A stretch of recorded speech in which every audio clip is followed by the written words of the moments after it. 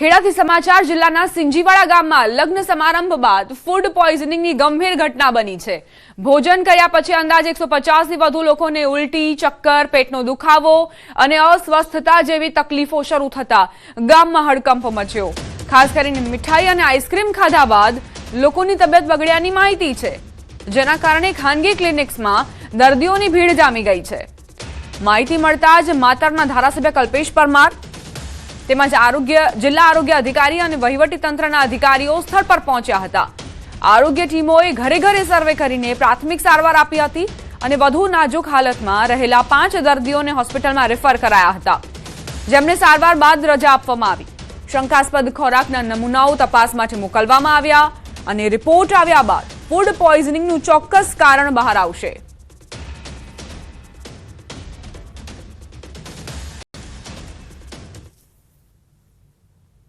હું એક લગ્ન પ્રસંગમાં અંદર જમવા ગયો હતો, એ પછી 4 કલાક પછી મને ઝાડા, લગ્ન પ્રસંગ ગામમાં હતો, પછી 3-4 કલાક પછી મને ગેસ ને જેવો પ્રોબ્લેમ થઈ ગયો, પછી ઝાડા થઈ ગયા એટલે પાણી બી ટકતું નહોતું પેટમાં અને ઉલટી ચાલુ, શરીર મારું નબળું પડી ગયું। 9 થી 9:30 વચ્ચે અમારા સ્ટાફને સમાચાર મળ્યા કે સિંજીવાડા ગામની અંદર ઝાડા ઉલટીના કેસીસ છે અને કોઈ લગ્ન થયો હતો, એનાથી ફૂડ પોઈઝનિંગની શંકાને કારણે આ ઝાડા ઉલટી જેવો કેસીસ બન્યા છે। તો તાત્કાલિક અમારા સ્ટાફ, બરડા પીએચસીના સ્ટાફ અને અન્ય બાજુની પીએચસીના સ્ટાફ ત્યાં તાત્કાલિક પહોંચી ગયો અને એમાં એમને હાઉસ ટુ હાઉસ સર્વે કર્યો, પ્લસ यहाँ हमारो सब सेंटर भी है, यहाँ सब ओपीडी चालू કરી। માતરના સિંજીવાડા ગામે એક સામાજિક પ્રસંગ દરમિયાન ફૂડ પોઈઝન થતા ગામમાં 200 થી 300 લોકોને ફૂડ પોઈઝનની અસર થઈ છે અને દવાખાના છે તે અત્યારે છલોછલ જોવા મળી રહ્યા છે। સીધા દ્રશ્યો બતાવીશ। વાત કરવામાં આવે તો જે પ્રકારે માતર તાલુકાનું સિંજીવાડા ગામ ને સિંજીવાડા ગામની અંદર આવેલા એક પ્રસંગની અંદર, સામાજિક પ્રસંગની અંદર જે પ્રસંગ હતો તેની અંદર ભોજન સમય હતો, તેમાં ગામના લોકોને ભોજન બાદ 2 કલાક બાદ ફૂડ પોઈઝનની અસર થઈ હતી। જોકે સમગ્ર બાબત અત્યારે ગામમાં કોઈ સરકારી દવાખાનાની વ્યવસ્થા ન હોવાના કારણે લોકો અત્યારે પ્રાઇવેટ દવાખાના સારવાર લેવા માટે મજબૂર બન્યા છે। તમે જોઈ શકો છો દ્રશ્ય અંદર જે પ્રકારે અહીં આગળ જે ગામની અંદર આ જે દવાખાનું છે ત્યાં આગળ અત્યારે લોકો સારવાર લઈ રહ્યા છે। અત્યારે 2 કલાકથી કન્ટિન્યુ ફૂડ પોઈઝનિંગની પેશન્ટ ચાલુ જ છે અને ડાયરિયા, વોમિટિંગ અને પેટમાં દુખાવા સાથે પેશન્ટ આવે છે, સિવિયર ડિહાઇડ્રેશન સાથે, તો એ બધાને સારવાર ચાલુ જ છે। અત્યાર સુધીમાં કેટલા પેશન્ટ આવ્યા છે? ત્યારે લગભગ 25 થી 30 પેશન્ટ। 25 થી તમારા દવાખાના ગામમાં અન્ય કેટલા ક્લિનિક છે? અહીંયા ગામમાં લગભગ 4 થી 5 ક્લિનિક છે। 5 ક્લિનિકમાં ફૂલ છે? ફૂલ। મારી વાઈફ, મારી ભાભી અને મારા ટેણીને હા થઈ ગયું છે ઝાડા ઉલટી। કયા કારણે થયું છે? જમવા ગયા હતા ગામમાં પ્રસંગ હતો, લગ્ન હતું। મહત્વની વાત કરવામાં આવે તો અત્યારે જે ગામના લોકો છે તે પોતે સારવાર પણ લઈ રહ્યા છે।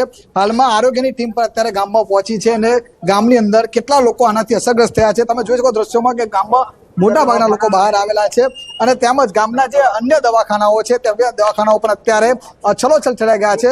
સૌથી મહત્વની વાત કરવામાં આવે તો આ ગામની અંદર કોઈ પણ પ્રકારનું સરકારી દવાખાનું ન હોવાના કારણે લોકોને પ્રાઇવેટ ક્લિનિકમાં અત્યારે સારવાર કરવાની ફરજ પડી છે। અત્યારે આરોગ્યની ટીમ તો ગામમાં પહોંચી છે, પરંતુ ગામમાંથી 250 થી 300 લોકોને ફૂડ પોઈઝન થયું છે। અત્યારે આરોગ્ય તંત્ર સહિત તમામ તંત્ર દોડતું થયું તેમ લાગી રહ્યું છે। ઉમંગ પટેલ, ન્યૂઝ 18 ગુજરાતી, સિંજીવાડા, ખેડા। જસદણના શિવરાજપુરમાં હત્યાની ઘટના બની છે। ઘટના સીસીટીવીમાં કેદ થઈ 15 થી 20 લોકોનું ટોળું હોવાની પરિવારજનોની આશંકા। પોલીસે 4 થી 5 લોકોની ધરપકડ કરી। તમામ આરોપી પોલીસ પકડમાં ન આવે ત્યાં સુધી પરિવારના સભ્યોએ મૃતદેહ સ્વીકારવાનો ઇનકાર કર્યો। એક દિવસ પહેલા નજીવી બાબતે ઘર્ષણ થયું હતું। જસદણ પોલીસે પરિવારના સભ્યોની ફરિયાદ લેવાની તજવીજ હાથ ધરી છે। આરોપીઓને પકડવા માટે પોલીસે શોધખોળ પણ શરૂ કરી છે। જસદણના શિવરાજપુરમાં હત્યાની ઘટના બની, કઈ રીતે મારામારી થઈ રહી છે અને એક વ્યક્તિની હત્યાને અંજામ આપવામાં આવ્યો, એક ટોળું જે ધસી આવ્યું અને નજીવી બાબતે એક યુવાન અને અન્ય જે યુવકો હાજર છે તેઓ આ યુવાન પર તૂટી પડે છે અને હત્યા નિપજાવે છે। સમાધાન કરવા અમને શિવરાજપુર બોલાવેલ અને અમને લોકોને બધાને દેખીને અમારી ઉપર છોટા હાથી પેલા ચડાવવાનો પ્રયાસ કર્યો અને પાછળથી અચાનક એને છરી લાકડી ધોકા વડે હુમલો કરી દીધો. સંવાદદાતા મુનાફ જોડાઈ ગયા છે વધુ જાણકારી સાથે. મુનાફ, જે સીસીટીવી ફૂટેજ જોવા મળી રહ્યા છે, એક ટોળું આવે છે અને એકબીજાને માર મારતા નજરે પડે છે, શું હકીકત? બિલકુલ દીપા, જસદણના શિવરાજપુર ગામે હત્યાનો બનાવ સામે આવ્યો હતો. શિવરાજપુર નજીક ચોકડી પાસે હત્યા કરનાર 15 થી 20 લોકો હોય તેવી મૃતક પરિવારના સભ્યોએ શંકા વ્યક્ત કરી હતી. પોલીસ 4 થી 5 લોકોની ધરપકડ હાલ તો કરવામાં આવી છે. તમામ આરોપી પોલીસ પકડવામાં આવે ત્યાં સુધી પરિવાર સભ્યોએ મૃતદેહ સ્વીકારવાનો ઇનકાર કર્યો હતો. સમગ્ર ઘટના સીસીટીવીમાં કેદ થઈ હતી. કઈ રીતે આ લોકો હત્યા કરી રહ્યા છે, કઈ રીતે માર મારી રહ્યા છે, તે તમામ સીસીટીવી કેદ થયા હતા. અને એક દિવસ પહેલા ખાલી બાકી નહીં જેવી બાબતે દર્શન થયું હતું, જેનું પરિણામ હત્યા સુધી પહોંચ્યું હતું. મૃતક છગનભાઈ વિઠ્ઠલભાઈ ઝાપડિયા રહે હરમતિયા અન્ય વ્યક્તિ ગંભીર ઈજા થતા હોસ્પિટલ રાજકોટ સિવિલ હોસ્પિટલમાં ખસેડવામાં આવ્યો હતો. જસદણ પોલીસ પરિવારના સભ્યોની ફરિયાદ લેવાની તજવીજ હાથ ધરી છે. આરોપીઓને પકડવા માટે પોલીસે ચક્રો ગતિમાન કર્યા છે. હાલ તો જી આભાર મુનાફ જાણકારી આપવા માટે. સાબરકાંઠામાં પોન્ઝી સ્કીમ મામલે વધુ એક ફરિયાદ નોંધાઈ છે. એપી ગ્રુપના સંચાલક અનિલ પરમાર વિરુદ્ધ આ ગુનો નોંધાવ. ખેડ બ્રહ્માના રોકાણકારોના રોકાણ મેળવી છેતરપિંડી આચર્યાની ફરિયાદ.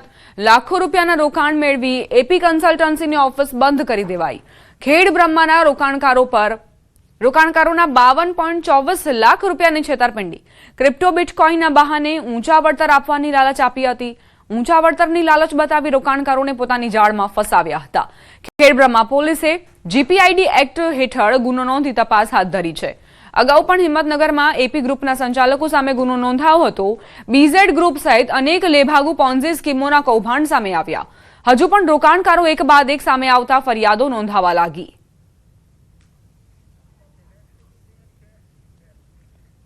અમદાવાદની એ વિમાન દુર્ઘટના જે યાદ કરી આજે પણ રૂહ કાંપી ઉઠે છે. કોઈએ પોતાના માતા પિતા ગુમાવ્યા, કોઈએ બાળકો, તો કોઈએ આખો પરિવાર. ત્યારે બનાસકાંઠાના થાવર ગામમાં વિમાન દુર્ઘટનામાં જીવ ગુમાવનાર કમલેશ ચૌધરી અને તેમના પત્ની ધાપુબેનનો સામાન પરત ફર્યો. સામાન જોઈ તેમના માતા પિતાના આંસુ ન રોકાયા. સરકારી પ્રક્રિયા પૂર્ણ થયા બાદ મળેલા સામાનમાં રાખ, અર્ધ બળેલા આધાર કાર્ડ અને અન્ય દસ્તાવેજો સાથે લગ્નનો અર્ધ સળગેલો આલ્બમ પણ હતો. જ્યારે પિતા સવદાનભાઈના હાથમાં દીકરાના લગ્નની એ બળી ગયેલી તસવીરો આવી ત્યારે તેઓ નિર્વાક બની ગયા અને આખું આંગણું રડવાથી ગુંજી ઉઠ્યું. જે ક્ષણો ક્યારેક આનંદ અને આશાનું પ્રતીક હતી, આજે એ જ તસવીરો અસહ્ય પીડા અને ખાલીપણું યાદ અપાવે છે.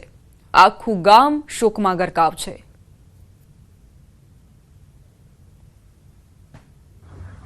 એ દિવસે જે ખરેખર ખૂબ જ આઘાતજનક એટલી ઘટના હતી કે એની અંદર આમ કશું કહી શકાય નથી, એના કોઈ શબ્દો નથી. એટલી એકદમ ડરામણી હતી અને અમારા જીવન તો ત્યાં જ સમેટાઈ ગયા હતા.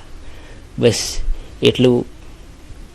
આજે અમને લગભગ 6-7 મહિના પછી એમનો જે અમુક ડોક્યુમેન્ટ જે ક્લિયર થયા એ અમને પાછા આપવામાં આવ્યા છે. એ વિદેશમાં જઈને પણ પોતાના પરિવાર સાથે રહું એ પ્રકારનો એક ઉત્તમ ભાવના સાથે એ ભારત પરત ફરેલો અને અહીંથી પરિવારજનોને લઈ જતા જે આ કાળમાં જે ઘટના બની છે એ ખૂબ જ દુઃખદ સાબિત થઈ. એમના ધર્મપત્ની અને આ કમલેશ આ બંનેનો સ્વર્ગવાસ થયો છે અને એ દરમિયાનમાં એમનો જે સામાન હતો એ સરકારશ્રીની પ્રોસેસ મુજબ પરિવારજનોને પરત કર્યો, પરંતુ સાથે દીકરો તો નથી આવ્યો.